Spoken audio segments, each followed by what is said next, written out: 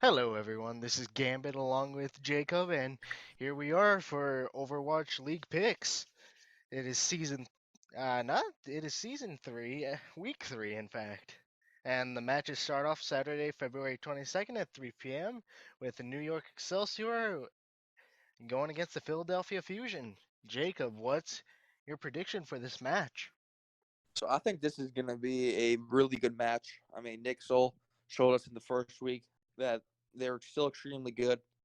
And I like what I saw from Philly last weekend. And the scary thing for me about Philly is they won against Justice and Florida, who I consider two pretty good teams. They won over them pretty easily without Fury. They were running Poco. So, I mean, Fury is a way better diva than Poco. So when you have Fury in that lineup, that is going to be an insane team. Carpe showed us what he's made out of, and he's not washed up. That he's still the same Carpe from season one. And I'm Sato. I think improved pretty well.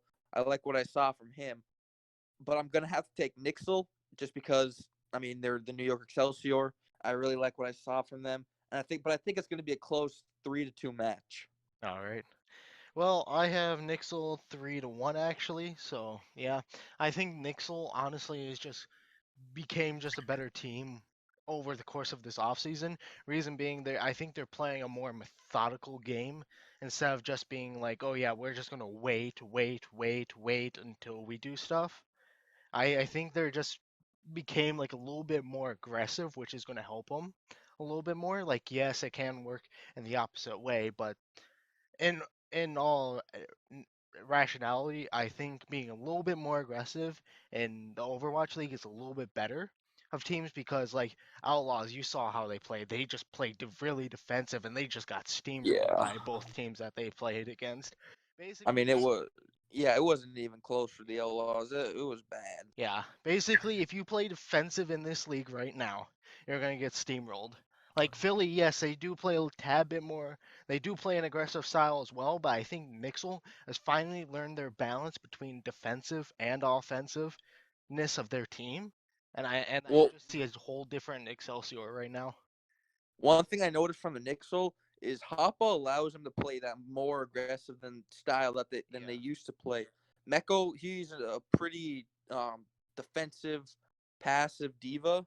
yeah, But then when you throw Hoppa in there, he enables them to be more aggressive. And I think that's what you're going to have to do moving forward. yeah. Because, I mean, obviously, Nixel was the regular season champs. Mhm. But when you go against teams in the postseason like the Shock and the Titans, who are this aggressive teams, Yeah, you saw what happened to them. They lost. exactly, So, I mean, you can keep winning the regular season as much as you want, but it's not translating to the postseason, which exactly. is where you want to play your best game. Mhm. All right. So you had Nixle winning it 3-2, and I had Nixle winning it 3-1. Now moving on to the second game, which is at 5 p.m. Eastern Standard Time, and it's against the Boston Uprising and Houston Outlaws. Um, what's to say about it? We have Yikes. two bottom tier teams on this one. Boston's still trying to find a name. Houston was hyped up for during the offseason, but they have failed to perform and everything. Right now, Boston, in my opinion, looks at like the tad bit better of the team for bottom tier teams. I have Boston winning it 3-2. I don't really have much to say about this because right now they're both kind of trash teams as of the moment. Like, yes, Houston does have Jexay, Repel, and Meko, but those three, if they don't have any support and stuff, and for some odd reason Houston wasn't running Dante or Linkser, which I would think would be their best DPS duo.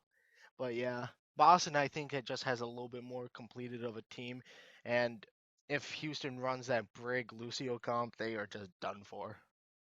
Well, yeah. The problem with Houston for me is they were trying to run that Brig Lucio, which I mean you can run Brig, that's perfectly fine, but you need to pair it alongside an Ana. Like Mhm. that, Ana is what you get your most heals from when the Brig isn't smashing into people. Yeah. Like Lucio, and that's what I noticed the most when I was watching the Houston Outlaws, especially versus Florida. Hydration was using these walls, his May walls, defensively to Mhm. keep everyone alive and use the healing. And then he wouldn't have it available in an aggressive way to wall people off. And Yeah, that's what the Muma captains were and saying. Meko were low all the time. Like, I can't remember a time where I saw him at full HP during a fight. There was hardly a time. So that comp, I put a lot of it on the coaching. I know you put it on Raucus for not switching to Ana, but in my opinion, that's a coaching error because that he should have Harsha should have known that that's just not enough healing.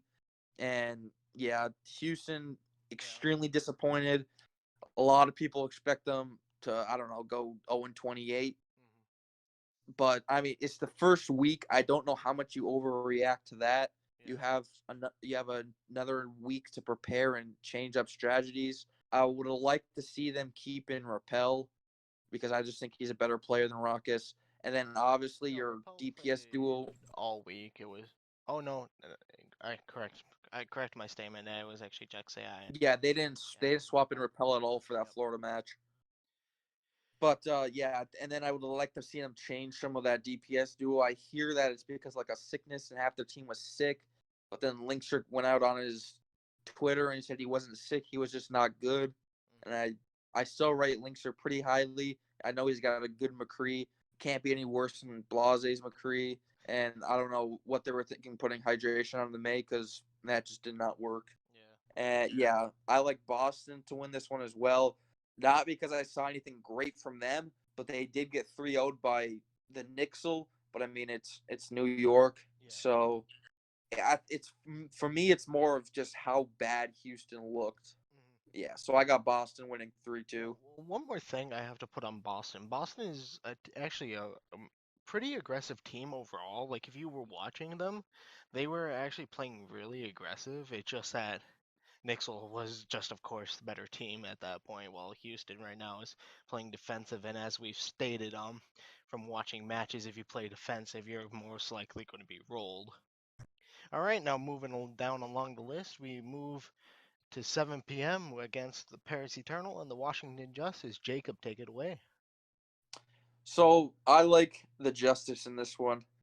I liked their showing against the Fusion. Uh, they 3-1, but I think it was closer than a 3-1. And I mean, Paris looked good. They definitely did look good, but I like Washington better. I think, in my opinion, Roar is better than Ben Best and No Smite. And then Corey, Insane, Stratus. Not a lot of people thought highly of him before last season, but his May is actually pretty good. I liked what I saw from Stratus's May, and yeah, I got Washington winning this one 3-1. All right, I have one thing to say, and it's Je t'aime, gagner au Paris, which translates to I like Paris to win this. And that's just a French Okay. translation, of course. I only have 2 years of French, so just ignore the French right there. But anyways, yeah, I think Paris actually has the better team right now. Paris put up two really good showings, if I remember correctly. They did play 2 games, correct?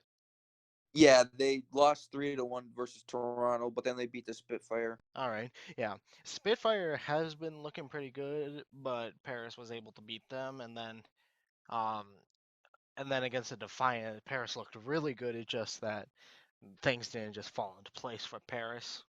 I don't really have much to say about these two teams. Washington, I still think, has stuff to prove, as well as Paris, but I think Paris just edges out Washington a bit. And now moving on to the February 23rd at 3 p.m. EST, Excelsior versus the Outlaws. I think we can both say this is clear cut and dry. I I have mean, Nixle winning if you're 3-0. if you get rolled by Florida and you get rolled by Justice, Yeah, and if you there's no way you're gonna even come close to beating the New York Excelsior. yeah, and if you I can't even will put up say a one fight thing. against the Uprising, you're also just gonna lose. Yeah, like if they easily handle the Boston Uprising like 3-0 and they prove us wrong, I still don't think there's any chance they beat Nixle. But I mean, their keys to beating the Nixle, if they're gonna even have a chance, is obviously their DPS either need to step up and actually do something, Yeah. or they're going to have to change up the DPS duo. Hmm. And then obviously you're going to have to run Raucus on Ana, his best hero, or just take Raucus out in general and just run Repel. Yeah. That's what you're going to have to do if you even want a chance to beat Nixle. But, I mean, I don't really see them having a chance. Yeah, also you just have to be more aggressive. All right, now moving down to a more heavyweight contention fight at 5 p.m. We have the Defiant against the Philadelphia Fusion. Yeah, I like Philly in this one. I mean, Toronto's a good team. I think they'll be middle of the pack, but I consider the Fusion a contender. I really liked what I saw from them in their two matches. Yeah. Like I stated before, they're not even playing Fury yet, and Sato's much improved. So I think I pretty much covered Philly already. Hmm. But yeah, I like Philly to win this one. Yeah, same here. I think Philly just has a tad bit more completed team. They're a really aggressive team, which I kind of like right now. And we've stated that plenty of times before. We stated on this, once you're aggressive, you basically have to stay aggressive in this league. But I think they have actually a slight chance. Like if they can get a couple people to pop off and if they can suppress Philly with Carpe, if they can suppress Carpe and a couple others on their team, I think Toronto actually might have a good chance to get after the Fusion on this, but I have the Fusion winning 3-2. Not really anyone on Toronto can really contest with Carpe right now. I think Carpe is just, if he is going back to his season one form like I think he is, Yeah. it's going to be absolutely nuts. He's probably one of the clutchest players out there. Uh, And I like Sato better than Beast. And then I like Fury or Poco. I like them better over Nevix. And you yeah, really like them over Nevix.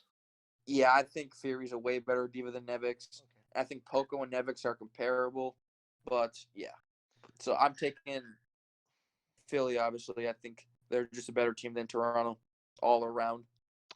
And now moving down to 7 p.m., we have the Spitfire, an upcoming Spitfire team which has proven themselves a little bit against Nixle, against the Justice. I like the Justice in this one. I Mhm. mean, London, yeah, had a good showing against Nixle, and then you just get rolled by Paris. Yeah.